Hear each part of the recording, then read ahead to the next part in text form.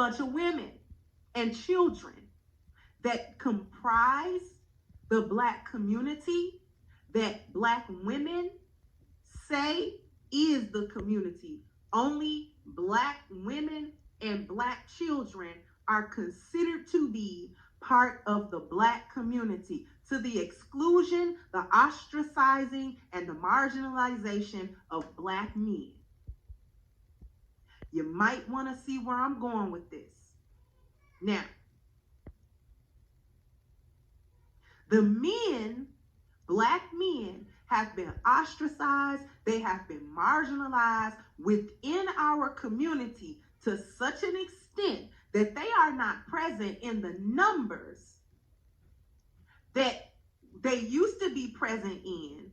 They used to deter stuff like this. See, when the palm-colored assailants used to come into Black neighborhoods, they used to come with overwhelming force. And the reason why they used to come with an overwhelming number to assault and delete members of the Black community is because they knew that the collective of Black men were still there. They knew they had to deal with the men. They knew it. And so they also knew we can't be coming through no one at a time. When the KKK used to come try to terrorize, they didn't come one at a time because they knew that they was going to be out of there. Out of there. So they used to come in groups, well armed, try to intimidate, try to, you know what I'm saying, sneak attack, surprise attacks. It was always scary. They was always cowardly about it. When we look at Tulsa, Oklahoma, they pretty much bombed it like an army. They weren't coming in there squaring up one-on-one. Why? Because the men were there. The men were there. And why were the men there then and the men are not there now? Because Black women are invested in a stupid gender war that makes Black women uncovered. We're not covered. We are an uncovered, unprotected group. And that is by our own hand, which is in turn by design. Because we're so invested in being right, about being strong and independent and not needing Black men and not liking Black men and not valuing Black men. We're so caught up in being strong single mothers who don't need no man, who a man can't tell us nothing and he can't do nothing and all of this sort of thing without understanding or realizing that what you're really doing is snatching the cover off not only yourself but your so-called sister that you so-called care about. You're snatching the cover of protection off of her. So everybody knows that Black women are uncovered. Everybody know that. Everybody know you ain't got no man because you stand at the top of the world to yell it to all who will listen about how strong and independent, aka alone, aka uncovered, that you actually are. We relish in destroyed family units, the infighting that we've got between men and women, both online and off, because playing that game, talking about all stuff just online. Y'all come online to talk about the stuff you do offline.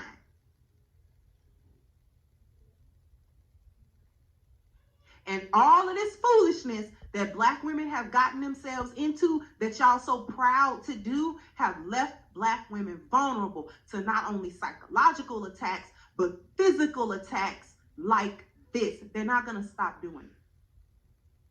He knew that there would likely be more women than men, and that the women are not likely to be armed or trained in any way, so vulnerable. Lacking overall protection of the collective of men means little retaliation or opposition to them. This is why they feel safe now to come alone on these little lone gunmen, you know what I'm saying, sneak attacks. That's why they feel so bold about it. Without Black men, there are no safeguards, there's no use of foresight, And there's no system, order, or structure in place to either prevent stuff like this or at least swiftly answer such attacks before the police can even get there. Because like I said, in days past, they used to come with their numbers. They used to come with all their guns. They used to come with all their boys because they knew they had to. They knew they couldn't come over to the black side of town and just run roughshod over the women because the men were there. So if it had to be some deletions, they was going to have to delete the men first. And grant you, many times they did. So that means that many black men died protecting their land, their families, their wives, their children, their communities.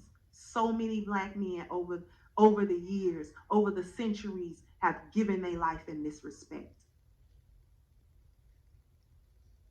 So now what's going on, black women, is that we are a collective target.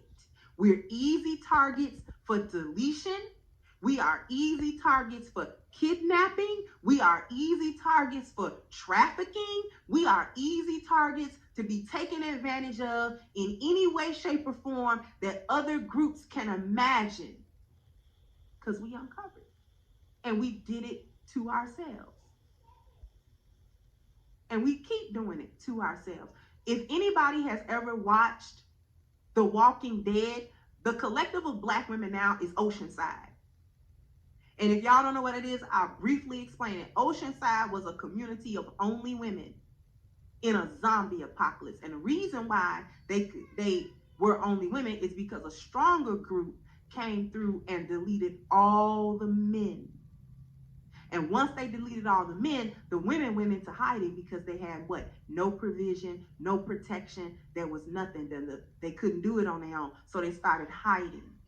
But when any other group found them, they would just take what they wanted from them because they were a group of unprotected, uncovered women.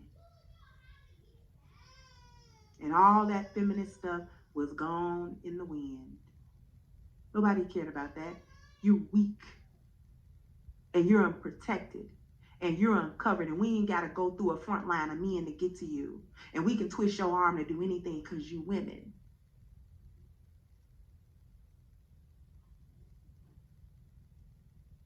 You can't run to the men who would perpetrate this kind of violence on you. You want to run to Zaddy, but it's Zaddy doing it. So now where you going to go? And no other demographic of man care about you to come risk his life.